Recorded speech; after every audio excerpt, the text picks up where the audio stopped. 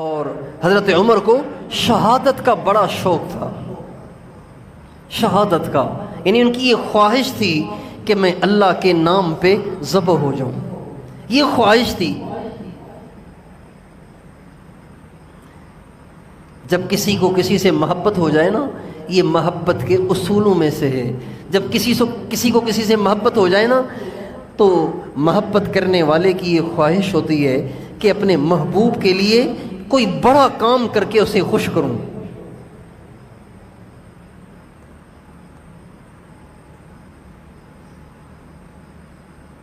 محبت ہوتی ہے نا تو محبوب کو خوش کرنے کے مواقع تلاش کیے جاتے ہیں، مشکل سے مشکل کام کرنے آسان ہو جاتے ہیں اپنے محبوب کو خوش کرنے کے لیے۔ حضرت عمر کی خواہش تھی، ایک دعا مانگا کرتے تھے، اللہم ارزقنی شہادتا فی سبیلک وجعل موتی ببلد حبیبک، اے اللہ میں تیرے راستے کی شہادت چاہتا ہوں لیکن باہر کہیں نہیں، تیرے محبوب کے مدینے میں مرنا چاہتا ہوں۔ عجیب دعا۔ تو صحابہ پوچھتے تھے، عمر یہ آپ کیسی دعا کر رہے ہیں، شہادت بھی مانگ رہے ہیں اور مدینے میں بھی مرنا مانگ رہے ہیں، بھائی مدینے میں آپ کو کون شہید کرے گا؟ آپ مدینے کے امیر المومنین ہیں، یہاں رہنے والے سارے مسلمان ہیں، صحابہ ہیں، تو آپ کو یہاں شہادت کیسے ملے گی؟ تو فرماتے تھے جس سے مانگ رہا ہوں وہ کر سکتا ہے، اے اللہ اپنے راستے کی شہادت دے، مدینے کی موت دے۔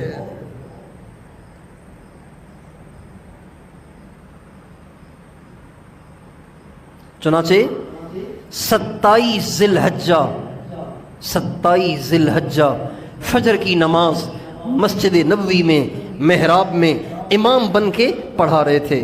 اچھا، اس سے پہلے یہ ہوا، حضرت مغیرہ ابن شعبہ ہمارے نبی کے ایک صحابی ہیں، ان کا ایک غلام تھا، اس کا نام تھا ابو لولو فیروز۔ ابو لولو اس کی کنیت تھی، فیروز اس کا نام تھا، اور یہ اصل میں مجوسی تھا، آگ کا پجاری تھا، آگ کا پجاری تھا، مجوسی تھا، غلام تھا۔ حضرت مغیرہ بن شعبہ کے پاس غلام تھا، ان کا زر خرید غلام تھا۔ حضرت مغیرہ بن شعبہ نے اس کو اس کا پابند بنایا ہوا تھا کہ تم مزدوری کرتے رہو، کام کاج کرتے رہو، روزانہ 2 درہم مجھے دے دیا کرو۔ 2 درہم بہت تھوڑی رقم ہے، 2 درہم مجھے دے دیا کرو۔ چنانچہ وہ سارا دن اپنا کام کاج کرتا تھا، 2 درہم رات کو لا کے حضرت مغیرہ بن شعبہ کو دے دیا کرتا تھا۔ حضرت مغیرہ بن شعبہ نے حضرت عمر سے پوچھا کہ حضرت امیر المومنین، میرے ذہن میں آ رہا ہے کہ یہ جو میرا غلام ہے نا، یہ بڑھئی بھی ہے، بڑھئی یعنی لکڑی کا کام کرنے والا، جس کو ہم واڈھا کہتے ہیں، واڈھا،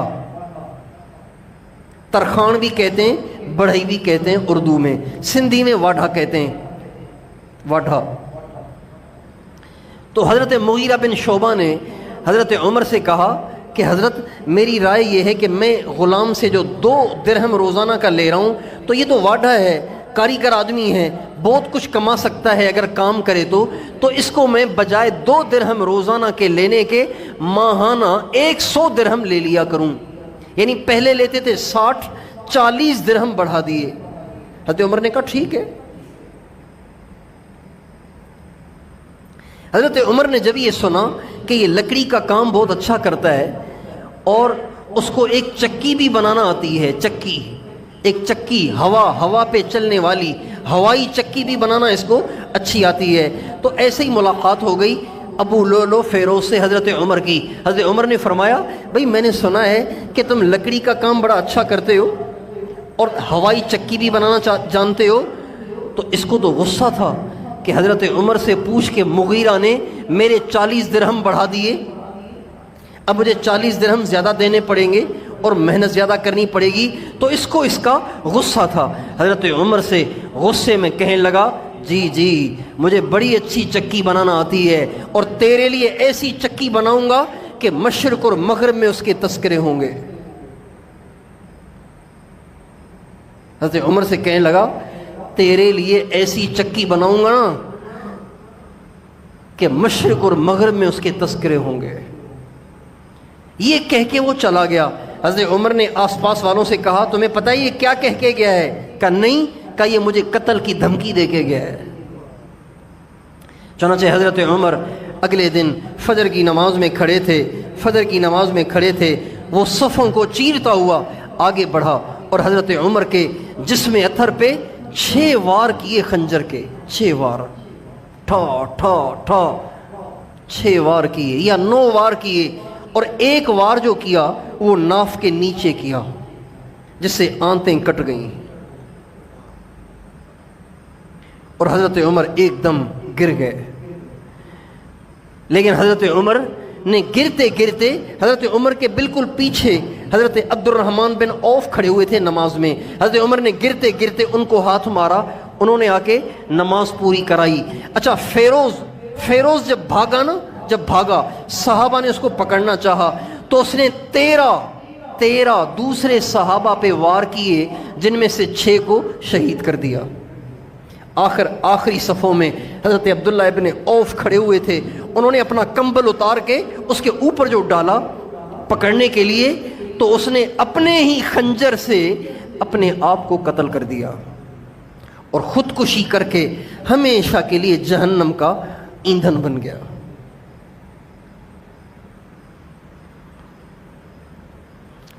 اس واقعے سے یہ بھی سبق ملتا ہے کہ مسلمانوں کے ہاں نماز کی کتنی اہمیت ہے، کہ ساری دنیا کے مسلمانوں کا بادشاہ شہید ہو کر گر پڑا ہے، مسلمان نماز نہیں چھوڑ رہے۔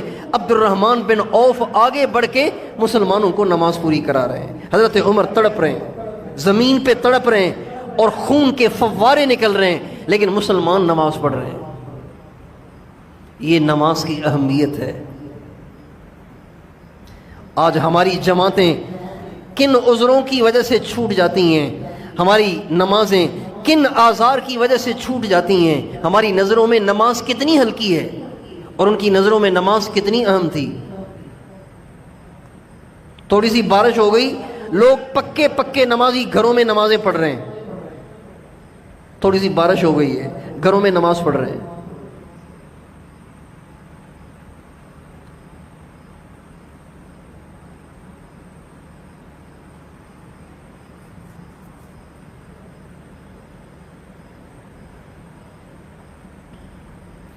حضرت عمر کو اٹھا کر گھر لایا گیا، 4 دن دنیا میں رہے، 4 دن۔ 27 ذی الحجہ کو ان کو خنجر لگا، وہ دن بدھ کا تھا، بدھ کا دن، فجر کی نماز، 27 ذی الحجہ، 1 محرم حضرت عمر کا انتقال ہوا اور وہ شہید ہوئے اور وہ دنیا سے رخصت ہوئے۔